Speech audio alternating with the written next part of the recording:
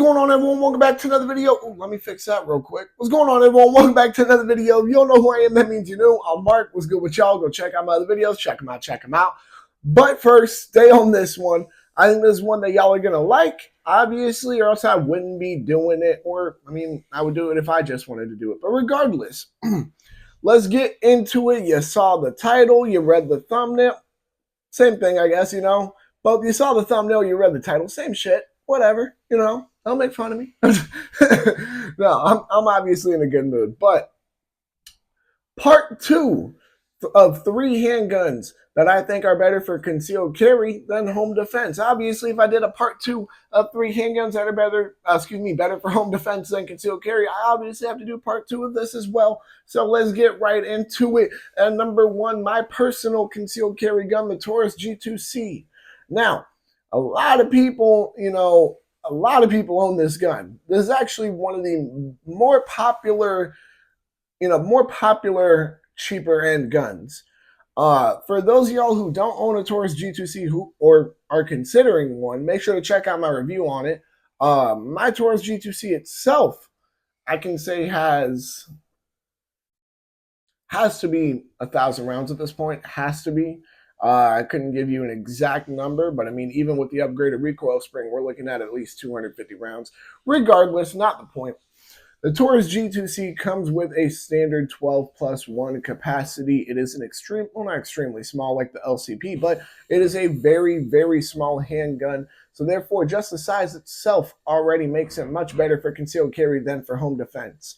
Now, due to its size being a bit smaller, it obviously does have a bit snappier of recoil compared to a full-size 9mm handgun. So that is one of the reasons why I wouldn't recommend, one of the reasons why I wouldn't recommend having a Taurus G2C as a home defense weapon. Now, here's the thing. I will say that, is it impossible? Like, will you not be able to defend your home with one if you do decide to use it? No, that's not the case at all. Actually, as a matter of fact, if you do 100% decide to use it, it does at least come with a rail, so you can put a light on it, which also is a plus for concealed carry as well, as I mentioned before. You generally do not find MOS models of the Taurus G2C. I don't believe there really are any, as a matter of fact. However, I'm I'm more than open to being proven wrong.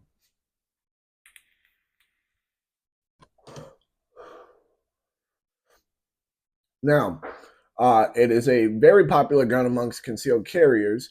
One of the main reasons why that is, besides its price point, is the size and weight of it. It is not a heavy gun by any standard, even when fully loaded with a round in the chamber. It is very much so easy to carry, small enough that you can conceal it in almost any possession that you want to carry. What else do you need in a concealed carry gun? You know what I mean? Just due to all the pros and all the, plus it's simply for concealed carry, those are that many negatives for home defense as well, considering that those are the opposite of what you want for home defense. Now, that's number 1, just out the way right there, the Taurus G2C. Next, number 2, and you might be looking down wondering, oh, why am I looking down? I have a list right here because, hey, I might forget, right? Number 2, the Ruger Security Chambered in 380. Now, my thing about this gun is I actually think it's a very neat piece. Why do I believe, it's such a neat little piece? Is that it gives you the opportunity, or at least it gives some people who deal with this problem, the opportunity of concealed carrying a firearm that will have lower recoil than 9mm. Will be much easier for them to rack. Honestly, I believe it is a very good piece for old people. Now this, excuse me. Now this isn't to say that if you own this gun, oh yeah, you should be able to do better. You're basically carrying an old person's gun. Nothing along those lines. However, the truth of the matter is, with its size, its standard capacity is 12+1 of 380. The caliber it's chambered in, it would be much more ideal simply for concealed carry than home defense. Now, 12+1 of 380 is, even if you're riding around with the 15-round mag, 15+1 of 380, that's a solid capacity for concealed carry. You can take away some of the factors of, okay, yeah, well, it's concealed carry. You might want to, if you want to have a better caliber, but it is concealed carry, so you can give it a little leeway there. So 380 doesn't really matter. It's the capacity at this point that matters. That is a solid capacity. However, though, the only reason why that, is considered a solid capacity is just because of the caliber it's chambered in, and us not taking into account that 380 is generally speaking an under pressured round. 380 can definitely stop somebody in their tracks. It 100% can, but is it the best for it? No, not by any standard. So therefore, why would you want to go for something like that for home defense? It's much more understandable for concealed carry. It's much more understandable for something along those lines where, okay, yeah, you're gonna, take it with you out and about all day. It's a pretty light gun. The ammo is gonna be a bit lighter than 9mm, lower recoil as well. So I can understand concealed carry aspect of it, but home defense, it wouldn't make any sense whatsoever, considering you can get a larger gun with a better caliber, be able to shoot it easier, have a better capacity. You can do a lot more with it than you could just with what you can do concealed carrying it. You see what I mean? So I think that about wraps it up for number 2. You know what I mean? The Rigor Security 380. Once again, guys, I do feel the need to say this every time I do a part of one of these videos. Just because these guns are on this list, like for example, just because this list is, 3 handguns that are better for concealed carry than home defense, does not mean you won't be able to defend your home with these handguns. It just means that it's not going to be your best route. If you have other choices, there are better choices to pick. And that's why these are on the list. Now, moving on to number 3. Number 3, it's kind of like a dual-edged sword here, and I'm going to explain why. So, number 3 is a Smith & Wesson M&P Bodyguards. Now, the reason why I say bodyguards is because for those of y'all who don't know, they have a M&P Bodyguard revolver chambered in 38 Special, and then they have an M&P Bodyguard semi-auto handgun chambered in 380 ACP. I will be discussing both of them in this one, generally speaking, because while they are different platforms, different calibers, they still are Smith & Wesson M&P Bodyguards. They have, I believe, the same capacity. If not, the semi-auto has more because I believe you can get that +1 in the chamber, which gives it that tiny bit of an edge more. But they're comparable enough that I can discuss both of them when I'm putting one of them on this list. So what I can say is I do not have too much experience with the M&P Bodyguard revolver. However, I do have experience with the M&P Bodyguard 380 or the M&P Bodyguard semi-auto handgun. My point, though, with the M&P Bodyguards, whether you're talking about the 38 Special or 380, you're not talking about a very, very powerful round here.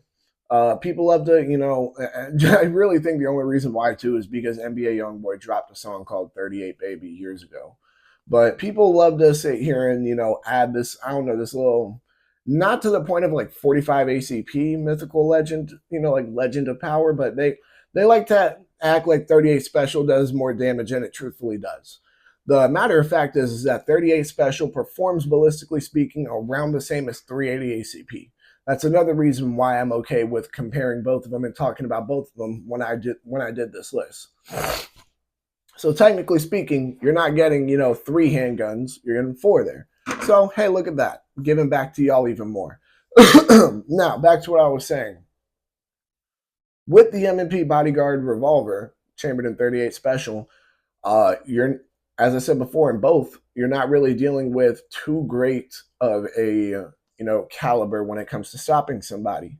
However, you do get to give a little leeway for that. As I said before, it is concealed carry, so you might sacrifice a tiny bit of the caliber you would prefer for one just below it, whatever, so I can let that pass. However, then we're talking about capacity and whether or not that's really, going to be worth it for you. Now, with both of them, you get an average capacity of 6. I know with the Smith & Wesson M&P Bodyguard in 380, you get that +1 in the chamber. That's a whole other situation. That extra bullet, hey, it's an extra round. You know what I mean? Now, is that good enough of a capacity for concealed carry? Not really. Not in my opinion. There are very few times where having it that small of a capacity is acceptable, in my opinion. The main reason why is because you can always carry something a tiny bit bigger, just a tiny bit bigger, that will have a better capacity. However, would I recommend it for home defense if I wouldn't recommend it just for concealed carry? Hell the fuck no. Hell no. All right. What I will say is that capacity really takes down my opinion of the handguns themselves. However, there's a reason why they have that capacity. They are meant to be much smaller, much better for concealed carry. I wouldn't want to recommend, a gun that's generally that size to somebody who's looking for a home defense gun, partly because it's going to be difficult for them to shoot for a couple of reasons. Since it's so small, you're not going to be able to get that great of a grip on it. Since it's so small, you're not going to be able to really. I mean, I guess since you're not getting that great of a grip on it, you can't manage your recoil properly. But you're going to be dealing with snappier recoil because of how small it is, regardless of what caliber it's chambered in. That's just how it works. The smaller the gun, the snappier the recoil is going to be. There's no other way around it. I can take a full size 9mm and we'll take any super small 9mm, a Glock 43, for example, and you will be able to notice a difference in recoil simply due to size. You can shoot the exact same ammo out of them. Same thing.